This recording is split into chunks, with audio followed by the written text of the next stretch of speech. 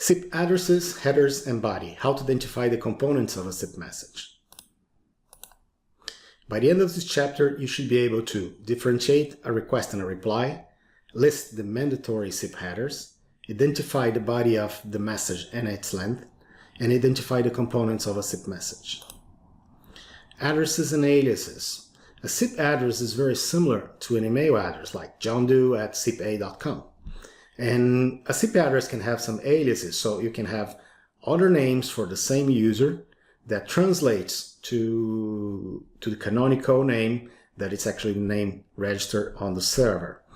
Sometimes this is useful if you want to connect a DID, direct link or dial, to a specific user, or if you want to attach extensions to a specific user. So aliases are very useful. So this is the SIP address, this is our aliases to this address.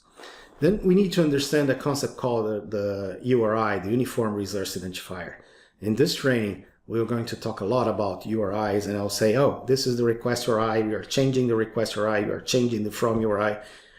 So it's important for you to understand the SIP URI. Here we have SIP colon johndoe@sipa.com. So the URI is just SIP colon and the address. After this address, you also can have a colon and the port, TCP or UDP port of the message, right? CPaaS is for, terrible name, CPaaS, but SIPS is for secure SIP. So you can also point to a specific address using a secure protocol using SIPS.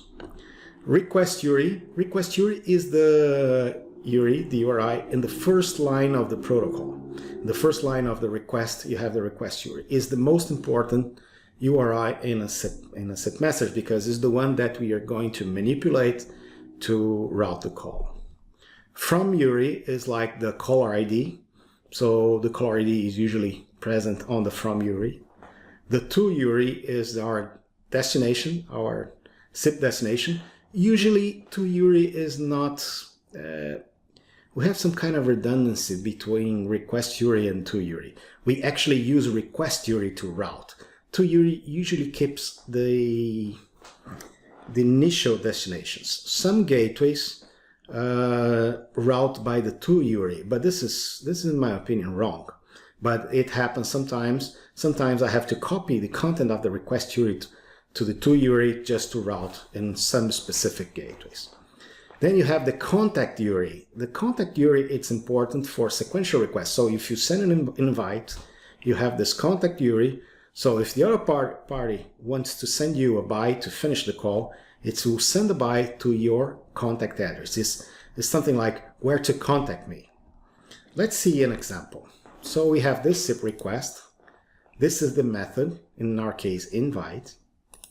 This is the request URI. This is the one we are going to manipulate on SIP. This is the VIA. The VIA header is quite important because all replies will be sent to the address on the VIA header. Also, in the VIA header, you have this branch. Branch identifies the transaction number. All transaction matching is done in the branch number. Max forwards. Max forwards is used just to avoid looping, so it will decrement for each hop that it traverses. The contact. So if you want to send me a buy later, send me to this contact, to this address and this port, using this protocol. Then you have the to header, is the initial destination of the message. In some cases, some gateways will use this information, but most of them will not. Will use the information on the request URI. From is like the caller ID. So we have here the caller ID name and usually here the caller ID number. Call ID, it's identification for the call itself. All requests, all transactions in the same call will have the same call ID. So invite and byte will need to have the same call ID for byte to finish the call. So all requests in the same call will have the same call ID. Sequence number is also important. It has always to increase. So if you send an invite, you have sequence number 1. And when you send a buy, you have a sequence number that is bigger than 1.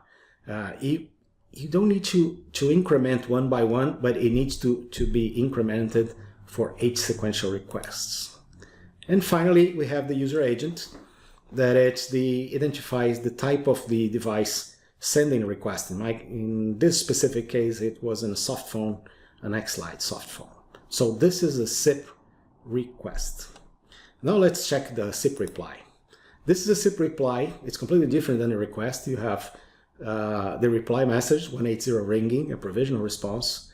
Then you have a copy of the to header, the from header, the call ID, via, contact, and instead of user agent, now you have server. So if it comes from a user agent server, we don't have the user agent, we have a server agent. SIP headers, there's no differentiation between lower and uppercase, so headers can be written in both cases, and have an optional compact forms. Sometimes it's interesting to compact the headers. Why? On UDP, you have a limitation of 1,500 bytes. Your packet cannot be larger than this size. So if you compact the headers, the contact will become M, the content length will become L, the content type will become C, and so on. So you decrease the amount of bytes spent to build the message, and this helps in some specific cases. Message body, after the SIP request, some packets like the first invite and a 200 OK, they carry a message. They carry a message body. So SIP carries the load in the message body. Content type defines the body content, like session description protocol or XML. Multi-part MIME is allowed. SIP-I or SIP-T, they use multi-part MIME to encapsulate SS7 on SIP. Message length is defined, and some SIP messages do not have a body. As an example, register does not have a body. Options does not have a body. The answer for options have. So some messages do not have a body. So let's see. So this is the end of this SIP request. We have the content type, in our case, session description protocol. Content length, 320 bytes. So this message here has 320 bytes. And a blank line between the SIP headers and the body. And this body is actually an SDP message. It is a session description protocol message. We are offering to start a communication on this port, on this address, with the codec PCMU. The G711 ULaw is our first choice as a codec. The other side will reply in a 200 OK with another body like this and the final codec that we are going to agree to start a call.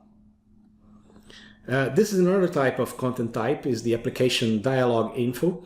So this is an XML packet, XML body, and this XML brings dialog information. This is useful when you use BLF, busy lamps, those lamps on the phones to see what's the state of the dialog. If this user is busy, it has one color. If the user is free, it has another color, like green for free, red for busy. And these packets actually inform one phone to the other the state of the call. It's also useful for call capture. Sometimes one phone subscribes to the other phone just to grab dialog information and then send a request to capture a specific call. For call capture, this is quite useful.